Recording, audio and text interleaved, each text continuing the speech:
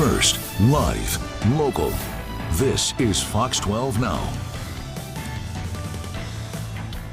Hello, everyone. This is Fox 12 Now. Thanks for joining us. We are live streaming here out of the Fox 12 Oregon newsroom. That's what you see behind me. And we're here every weekday. We start at 1 o'clock and we go throughout the afternoon.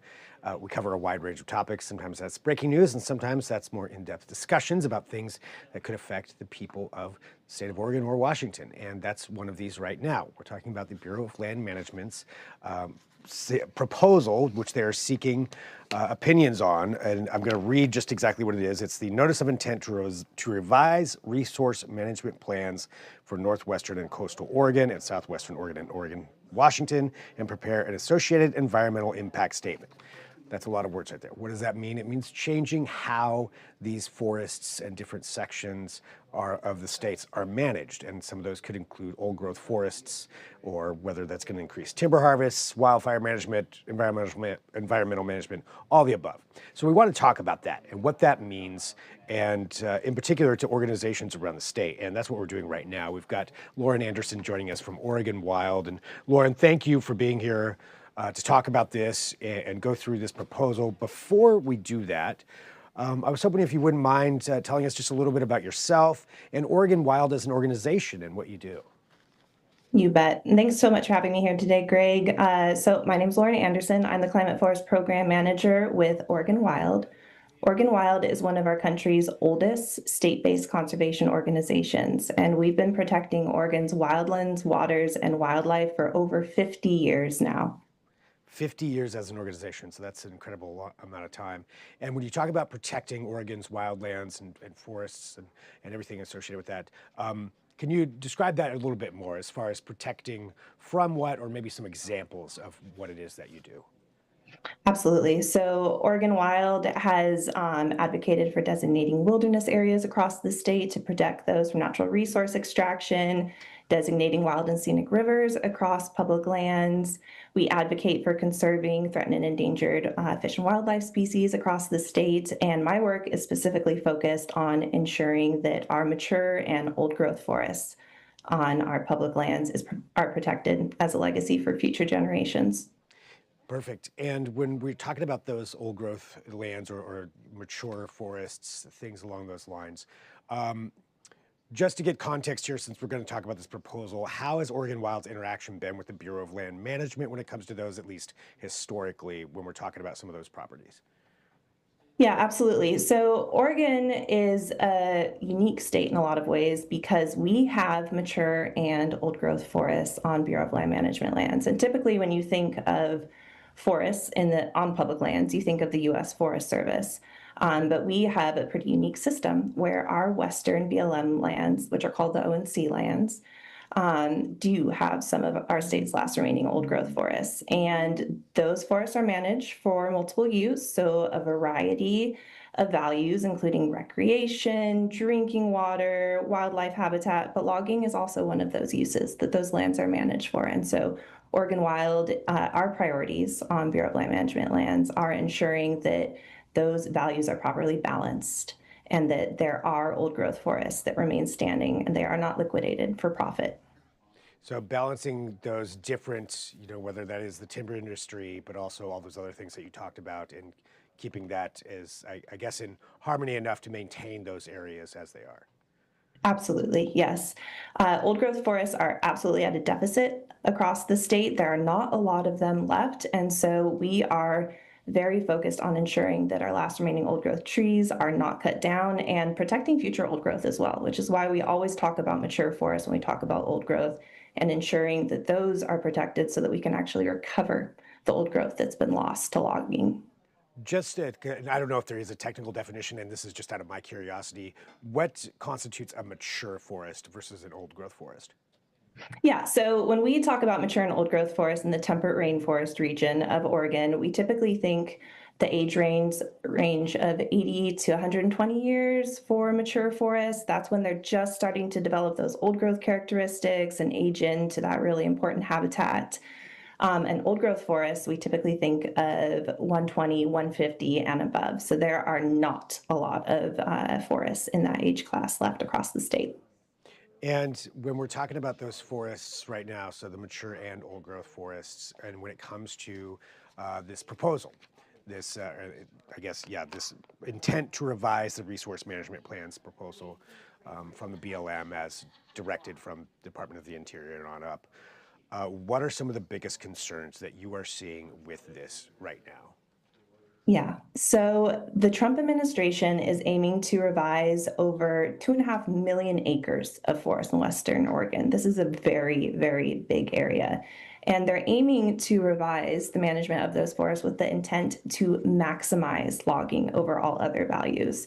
And I touched on some of the values of those forests earlier, but just to kind of set the stage for how this could impact Oregon, these forests are in our temperate rainforest region. They are incredible. They intersect 3 distinct mountain ranges from the Siskiyous to the Coast Range to the Cascades. They're home to an incredible diversity of species from marbled murrelet to northern spotted owl to coho salmon. And they also provide drinking watersheds for communities across the entire state. They're home also to some of our last strongholds of old growth forests. And when we talk about the temperate rainforest region, it's important to note that our old growth forests in this region store more carbon per acre than the Amazon rainforest. So when you're looking at climate solutions, these forests are some of our strongest natural climate solutions that the state and the rest of the country has. And so logging them right now to maximize profits maybe isn't a great idea. And so, talking about that for the logging for maximizing profits. So, is this? I mean, I guess just based on what you're saying right there, like that's what it sounds like. So, this would over environmental concerns, old growth concerns, mature forest concerns, logging up to whatever that level is that they're looking for. That's what would take priority to where we could see potential clear cuts. Is that what you're Oh, implying? yes, absolutely. So the administration in their notice of intent is aiming to return logging levels to historic levels.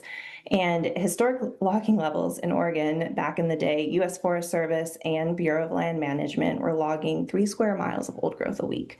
So we do not want to be returning to that historic level of logging. This administration has issued a series of executive orders that have clearly indicated that natural resource extraction and logging and timber production are their top priority when it comes to the management of these public lands.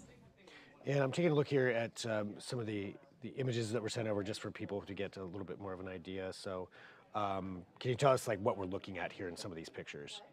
Yep. So what that picture is looking at right now is an older clear cut of these forests. So these are the kind of practices that the Bureau of Land Management is absolutely still undertaking on federal lands. And basically they go in and they aim to get as much timber out as quickly as they possibly can. And, you can just see the kind of damage that happens to these landscapes as a result of these practices. And this is not the outcome that Oregonians want for our public lands. We are not looking to return to this kind of practice from history. We've moved beyond it, and going back right now is not the direction we want to head in. Is there, and just to ask this, is there some kind of balance that can be struck that does work for all parties involved, including the timber industry and harvesting a certain amount of that? Yeah, absolutely. And I want to be clear too that like county services do get some of the revenue from logging on federal lands, and there's absolutely ways to balance the production of timber from ONC lands with other values that they provide. And to basically tying those revenues and production to old growth logging really needs to be a practice of the past. People shouldn't have to choose between clean drinking water and their favorite hiking trails. These places intersect with Mary's Peak, Crabtree Valley, Rogue River. These are very special places to Oregonians, and they should not need to choose between revenue and these critical services. And there are absolutely practices in forest management that can produce timber as an outcome of restoration that don't require prioritizing logging over all other values. There is a balance. We can do a lot better job on Bureau of Land Management lands, as you can see from those images.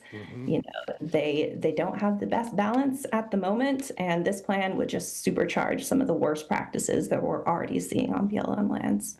I was just going to say, as you were talking there, naming some of those areas, there's a huge list of areas as part of this proposal that are listed under that. Too many to name off right now, but this is a public proposal that people out there can go and look at and take a look and go through all of those. Yeah, there's quite a bit on here. Of things. Even I've mentioned it before, but Valley of the Giants, which is near where I grew up, so that's one example there of some of that old growth as well. Yeah, I do want to touch. So these forests are really unique for the fact that they are in a checkerboard pattern due to the history of Bureau of Land Management lands across the western half of the state. And because they're in that checkerboard pattern across the state, they intersect with private lands and they're low elevation, they're close to communities, they're close to cities.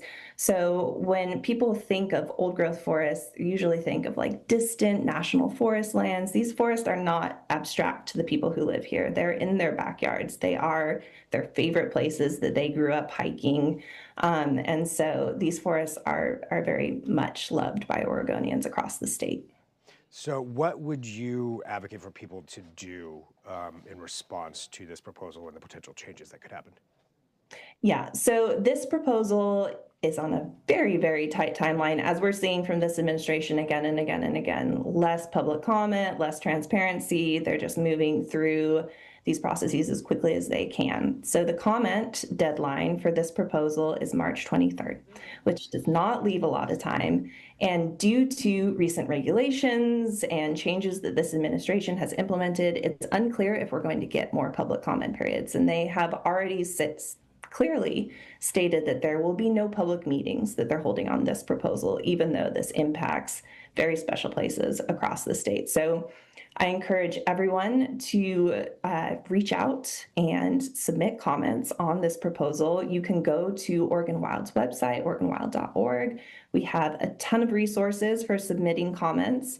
And I very much encourage people to make sure your voice is heard. In addition to that, reaching out to your members of Congress and letting them know that this is not the kind of proposal that we want to see move forward is a really important step as well. All right, Lauren, thank you very much for joining us here just to talk about this and inevitably to get the word out about this proposal and the work that you do there too at Oregon Wild. Is there anything else that you'd like to share? Nope, I just very much encourage everyone to make sure your voice is heard and make sure that these forests are standing for future generations. I know I will. I want my daughter to be able to hike there. Thank you so much, Greg. You bet. Thank you, Lauren. Thanks for joining us here on Fox 12 Now. And for everybody watching, again, we are live streaming here. We get to have these longer conversations like this to really go through some of the issues, concerns that people have that affect lives of everybody in the Northwest.